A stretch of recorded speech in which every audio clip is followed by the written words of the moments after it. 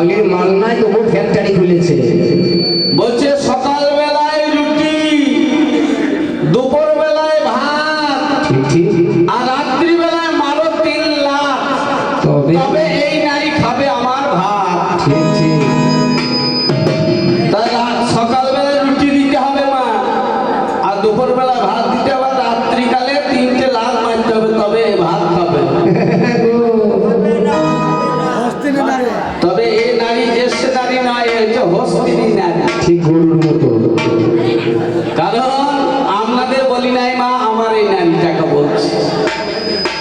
এখন মেলা দেখতে গিয়েছে বুঝলেন, এক দাদু মেলা দেখতে গিয়েছে, এক দাদু তার নাতি আর নাতনিকে। বাবা তা মেলায় বলছে আরে তোর মা তো আমার সঙ্গে পাঠিয়েছে। তা নাতি আর নাতনিকে বলছে তোরা কি খাবি, রসগোল্লা না পান্তুয়া না তেলে ভাজা? তা নাতি নাতনি 6-7 বছরের বয়স, তো কিছু খাওয়ার দিকে লক্ষ্য নাই। বড় বড় বেলুন, ওই বেলুন বিক্রি হচ্ছে, বেলুন নেবে বুঝলেন, ঝোঁক ধরেছে। এখন দাদু গুটি গুটি পাই এসে বেলুনওয়ালার কাছে গিয়ে বলছে ও ভাই বেলুনের দাম কত? বলছে 5 টাকা। বেশ করে ফুলিয়ে সুতো বেঁধে বেলুন আমার নাতি নাতনি হাতে দাও তো। বড় বড় নাতি নাতনিরা সব বেলুন উড়িয়ে বেড়াচ্ছে। তখনকার গাডারওয়ালা প্যান বুঝলে, তা বলবো কি? তা সেই নাতি বলছে দাদু আমার বেলুন উঠছে না। তা উঠবে, দাঁড়া, উঠবে উঠবে, ব্যবস্থা করে দেবো। চট করে গাডারওয়ালা প্যানটা নিচে নামিয়ে দিয়ে পাখির গাদায় বেলুনটা বেঁধে দিয়েছে সুতোটা। বেশ বেশ। আর বেলুন উড়িয়ে বেড়াচ্ছে। নাতনি বলছে আমার বেলুনটা কি হবে দাদু? তা বলছে তোর বাঁধার জায়গা নাই, ধরবো কোথা, বাঁধবো কোথা? তা সেই রকমের আমার এই নাতনির বা এই নারীর দশা। বেশি বকার চেষ্টা করিস না। 14 শাস্ত্র, 18 পুরাণ, 4 বেদ পুরুষ লিখেছে, কোন নারীর ক্ষমতা আছে? তুই যে এতক্ষণ বকলি মা, সত্যি কথা বলবো, একটা সত্যি কথা বলবো। এ দেখুন আমার বাড়ির গিন্নিটা অঙ্গনারী দিদিমণি বুঝলে, অঙ্গনারী সেন্টারে রান্না করা চাকরি পেয়েছে। তা কি বলবো, যখন বিয়ে করে আনলাম পাট কাঠির মতো সরু, এই ঠিক এইরকম। এই আমার নারীটা আজকে যেমন দশা, খাড়াই লম্বা কিন্তু মালে কম। তখন হয়েছে কি, ওই সায়ার পকেটে 28টা, বুঝছে, সায়ার 28টা পকেট তৈরি করেছে। সায়ার পকেট? হ্যাঁ, সায়ারটা 28টা পকেট। ঠিক মাগো। দিয়ে সেন্টারে গিয়েছে, সেদিন ছেলেপিলে কম এসেছে। ওই কাঁচা ডিম ওই সায়ার পকেটে ভরে নিয়েছে, নাদুস নাদুস করে আস্তে আস্তে ডিম ভেঙে গিয়েছে। কাঁচা ডিম। এবার কাঁচা ডিম ভেঙে গেলে কি অবস্থা হয় বুঝো? বাড়ি আসছে, আমি বলছি আরে তা তোর সায়া দিয়ে কি ধরছে? তা বলছে বললো না, বললি আবার দিদিমণি আমার ফাঁসি দেবে। তখন সায়া খুলে দেখছে 28টা ডিমের মধ্যে 4টি আচ্ছা, সবগুলো ভেঙে পুড়িয়ে দিয়েছে। এ বুদ্ধি কবে থেকে হইল রে? তা বলছে তোমাকে গতর গল্প বললি, তা তুই গতরটা বাগা, তুই আর হয়ে সার হয়ে ওই মাঠে মাঠে খাঁজির মাঠে মাঠে ঘুরিয়ে বেড়াগা। গম খাগা গম। তা গম খাগা। তা কি আর বলবো দাদা, এই নারীর পাল্লায় পড়ে আমার জীবনটা গেল জ্বলে। তোমাকে জিজ্ঞাসা করেছিলাম, বলো হে নারী, তুমি যে পুরুষের বুকে পা দিলে তোমার জিভটা বার হলো কেন? এই জিভ বার করার পিছনে কারণটা কি? আজ বলো দেখি। এই জগৎ শিক্ষা কি দিলে? যা পেরেছে বলেছে। কারণ আজকে আমার গানের বয়স হচ্ছে 24 বছর, আর এর মেয়েটার বয়স হচ্ছে 16 বছর, তাই না? আপনাদের দর্শকরা ভগবানের সামনে দাঁড়িয়ে যেমন পেরেছে বলেছে, যেমন পারলো বললো, তাতে ক্ষতি নাই। তবে কবি গান যুক্তির গান, বুদ্ধির গান, ছখানা অস্ত্র নইলে কবি গান হয় না। ভাব, ভাষা, জল্পনা, কল্পনা, বাক, বিতণ্ডা ছাড়া কবি গানের কোনো মূল্য নাই।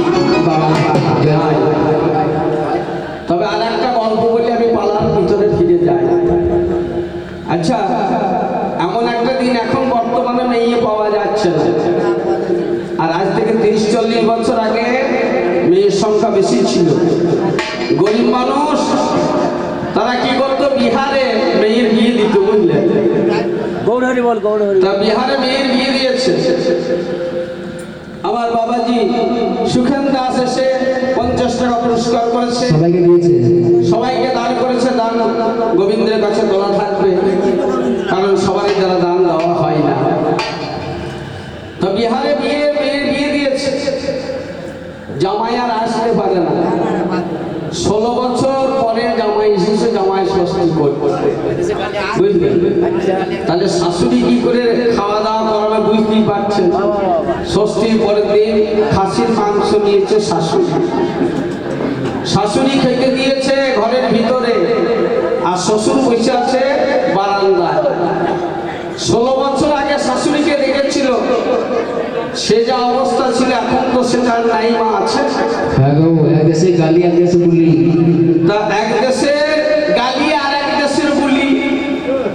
এখন মাথার ঘোমটাটা সরে গিয়েছে, আর জামাই খেতে খেতে বলছে, মাই বাল পাক গিয়া, মাই বাল পাক গিয়া। পাক গেই।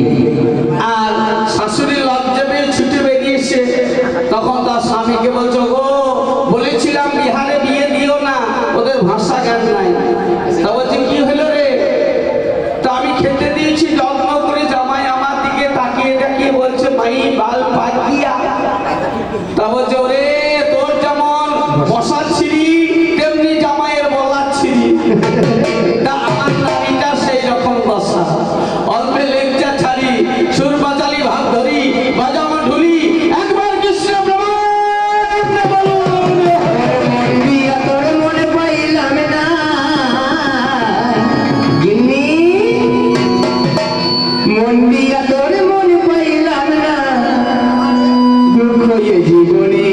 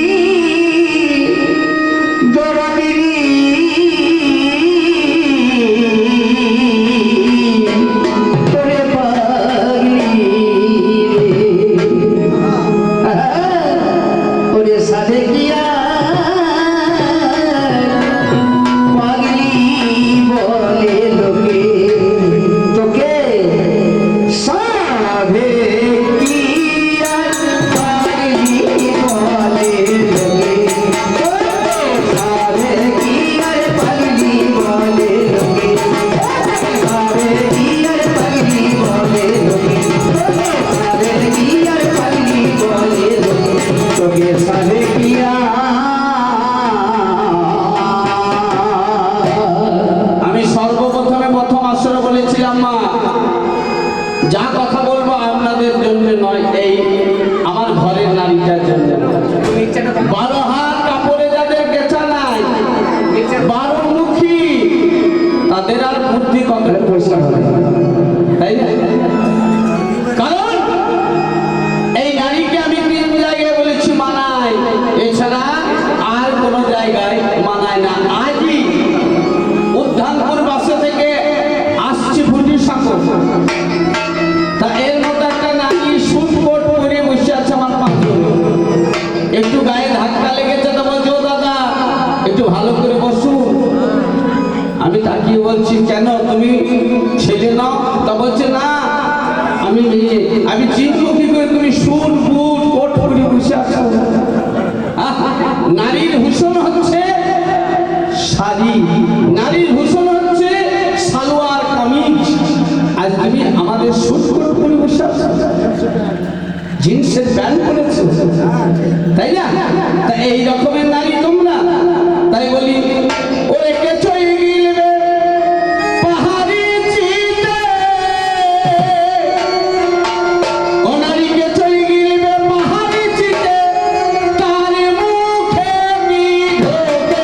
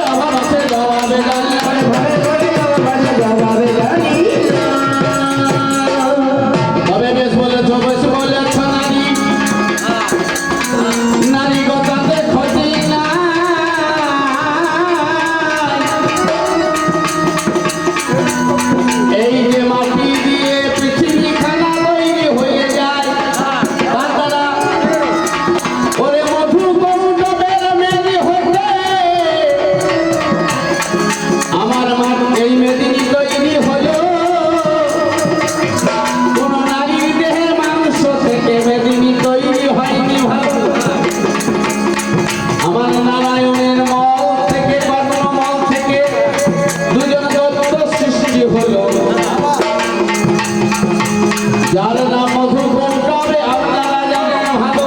ওমা আপনারা চলে গেলে গান বাবা এইখানে ইতি করতে হবে, কারণ রাত 11টা বাজছে মাগো বলি আপনাদের কাছে। যার জন্য আমি কমিটি দাদাদের কাছে বলেছিলাম 5টায় গান শুরু করলে ভালো হতো, আজ 11টায় গান বাবা আমাদের ভেঙে যেত। কিন্তু যখন ফাল্গুন মাসে ফুল পেকে যায় আর গাছে তো থাকে না।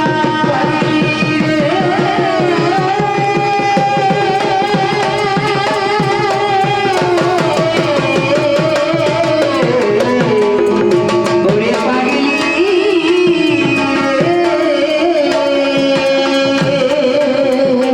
ফাল্গুন মাসে গাছে ফুল পাকে, পাকে না মা? আর টপ টপ করে ফুল একটা একটা করে পড়তে পড়তে গাছ ফাঁকা হয়ে যায়। তদ্রূপী আসরে যখন প্রথমে এলাম কত সোনা দেখতে পেলাম, রাত 11টা বেজে যেই গেল আরে আসর হতে ফুল পড়ার মতো প্রায় অর্ধেক ঝরে গেল। যে কটা